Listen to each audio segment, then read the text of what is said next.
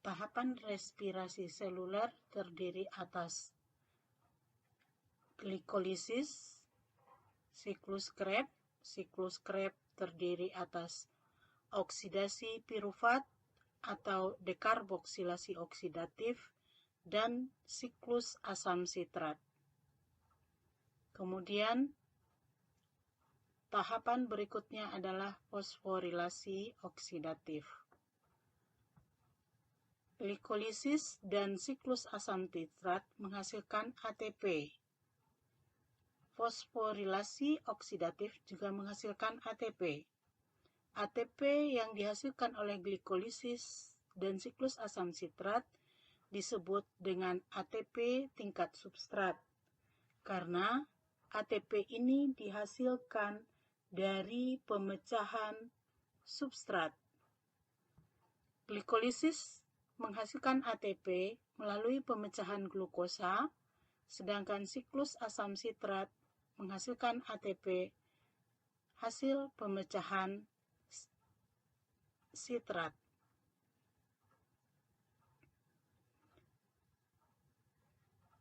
Dengan kata lain, ATP yang dihasilkan oleh glikolisis dan siklus asam sitrat merupakan hasil fosforilasi tingkat substrat, karena ATP menggunakan substrat glukosa atau asam sitrat dan enzim.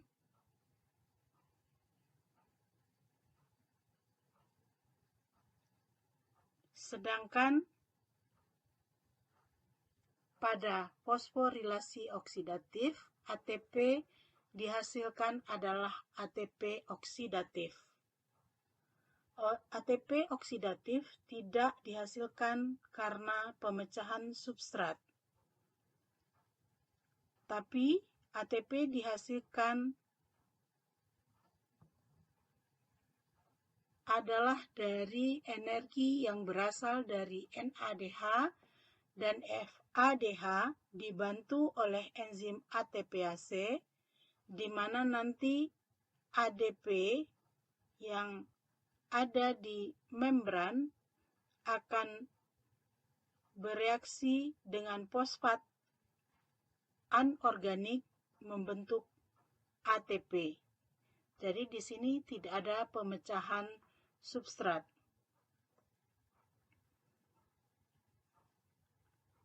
Kita lihat glikolisis.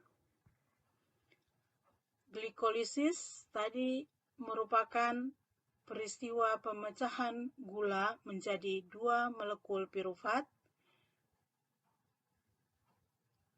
Peristiwanya berlangsung di sitoplasma atau sitosol dan tidak tergantung pada ada atau tidak adanya oksigen. Peristiwa glikolisis tetap berlangsung. Apabila terdapat oksigen, glikolisis dilanjutkan dengan oksidasi pirufat atau dekarboksilasi oksidatif dan siklus asam sitrat. Tapi jika tidak tersedia oksigen, maka glikolisis akan dilanjutkan oleh peristiwa fermentasi. Hasil dari glikolisis di samping ATP, di sini menghasilkan 2 ATP, juga dihasilkan NADH. NADH di sini merupakan elektron carrier atau penyimpanan sementara elektron pada transport elektron.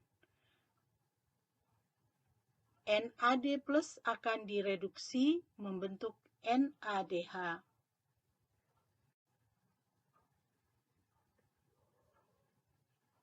Di samping itu, pada peristiwa glikolisis juga dihasilkan 2 molekul H2O. Glukosa yang tadinya merupakan molekul dengan karbon 6 sudah dipecah menjadi 2 molekul dengan karbon 3. Berikutnya adalah oksidasi pirufat atau dekarboksilasi oksidatif. Ini merupakan reaksi antara. Reaksi ini diperlukan karena siklus asam sitrat hanya menerima molekul berkarbon 2, sedangkan asam pirufat yang dihasilkan dari glikolisis berkarbon 3. Maka harus dipotong dulu salah satu atom C-nya dari asam pirufat melalui atau untuk menjadi asetat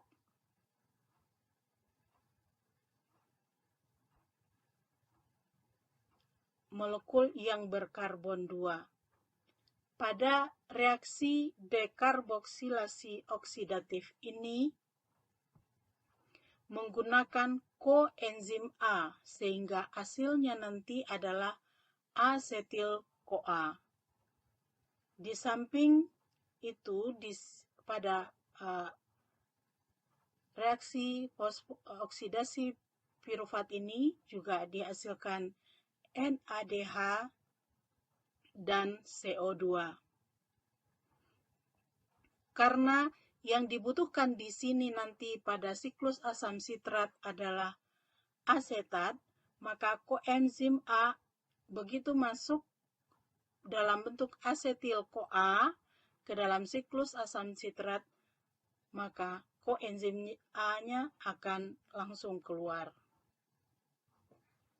Siklus asam sitrat disebut demikian karena dimulai reaksinya dengan asam sitrat dan akhirnya nanti akan menjadi asam sitrat kembali. Asetil-CoA setelah masuk ke dalam asam sitrat akan melepaskan koenzim A dan berubah menjadi sitrat.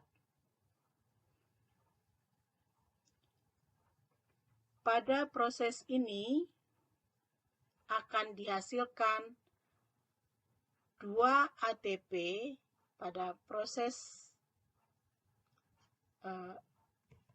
siklus asam sitrat dihasilkan 2 ATP, 6 NADH, dan 2 FADH. Tahapan terakhir dari respirasi seluler adalah fosforilasi oksidatif, di mana 2 NADH hasil dari glikolisis, kemudian 2 NADH hasil dari oksidasi pirufat, dan 6 NADH serta 2 FADH, 2 hasil dari siklus asam sitrat, akan melakukan difusi ion hidrogennya pada proses transport elektron sehingga menghasilkan energi yang tinggi. Energi tersebut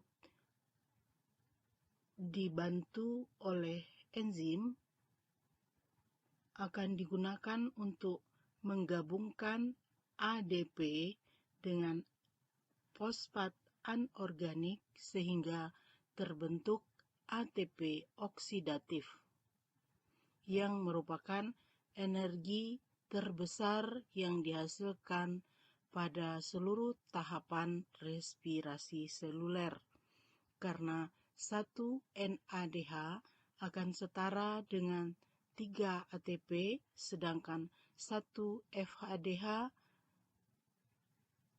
FADH2 akan setara dengan 2 molekul ATP di akhir reaksi. Proses pembentukan ATP ini kita kenal dengan istilah chemiosmosis. Jadi, pada peristiwa fosforilasi oksidatif, rantai transport elektron dilanjutkan dengan peristiwa chemiosmosis.